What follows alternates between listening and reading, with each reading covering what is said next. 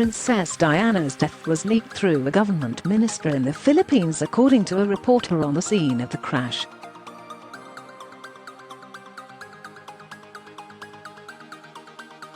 On Tuesday it will be the 24th anniversary of the Princess of Wales' death from injuries sustained in a car crash in Paris.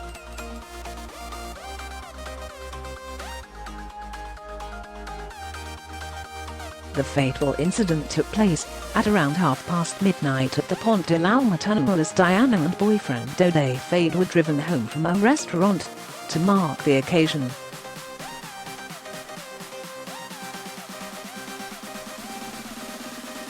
Historic royal palaces have announced special access to the princess's statue, which was unveiled by her sons Prince William and Prince Harry last month.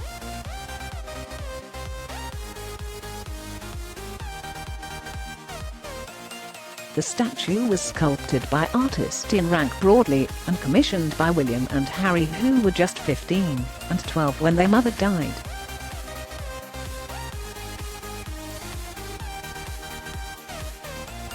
Situated on the Cradle Walk of Kensington Palace Gardens, the statue will be made accessible to well-wishers from 3 p.m. to 5 p.m. on August the 31st.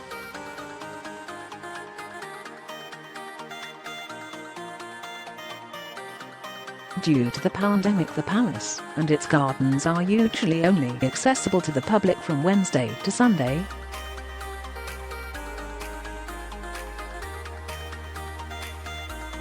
Entry will be free, and visitors will not be required to make a booking, yet they will not be allowed to leave flowers at the statue's base nor approach it.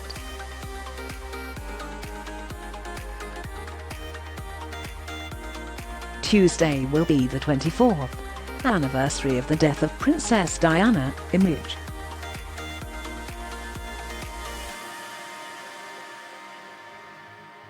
Historic royal palaces have announced special access to the princess's statue to mark the occasion. Image.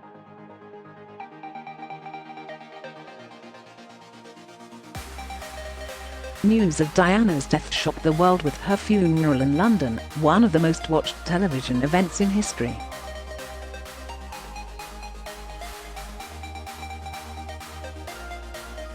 Thousands lined the streets to pay their respects and countless flowers were laid at her home in Kensington Palace.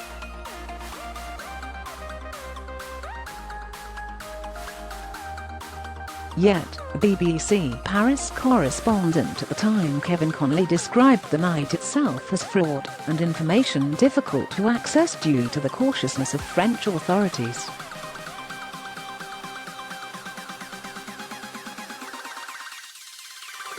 Mr. Connolly, who was one of the first journalists on the scene after the Princess of Wales accident, even claimed that news of her death had reached journalists in the Philippines before France.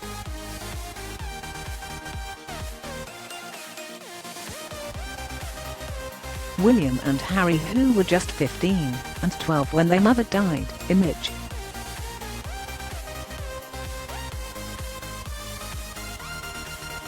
Mr. Connolly said, "The French authorities were horrified at having to deal with this.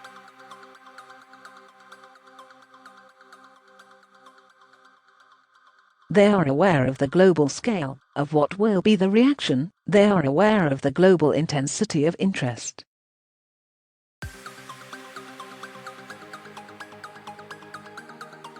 While Dr. Elaine Pavey, who is France's leading cardiologist at the period, is fighting to save Diana's life, the police and hospital sources are saying there are injuries, but she is in good hands.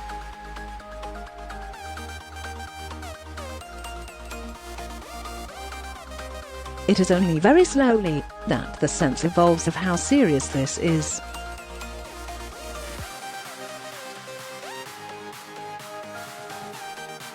Diana's funeral in London was one of the most watched television events in history. Image.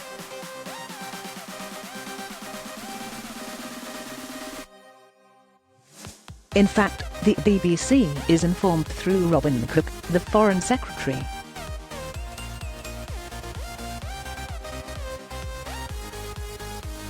Journalists traveling with him are told she had died before anyone in Paris knew.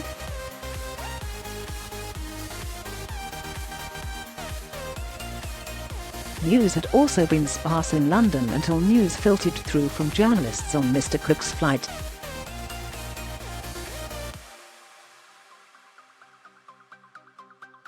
Reuters journalist Robert Woodward recalled, "One of our reporters was travelling with Robin Cook.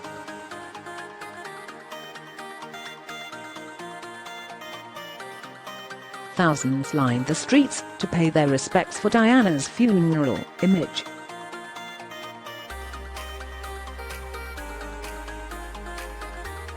At about 3 a.m. London time, the reporter rang in from the tarmac in Manila Airport.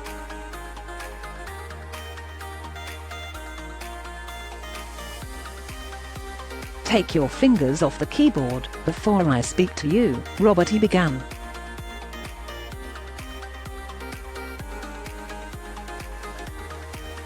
He said Cook's flight had been stopped on the runway, and the correspondents with him had been briefed.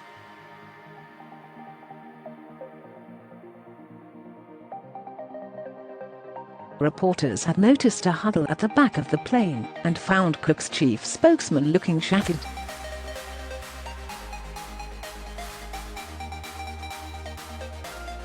"She's dead," he said.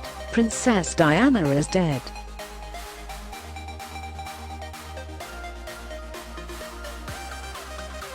Mr. Cook, who passed away in 2005, never confirmed how the news of the Princess of Wales' death broke.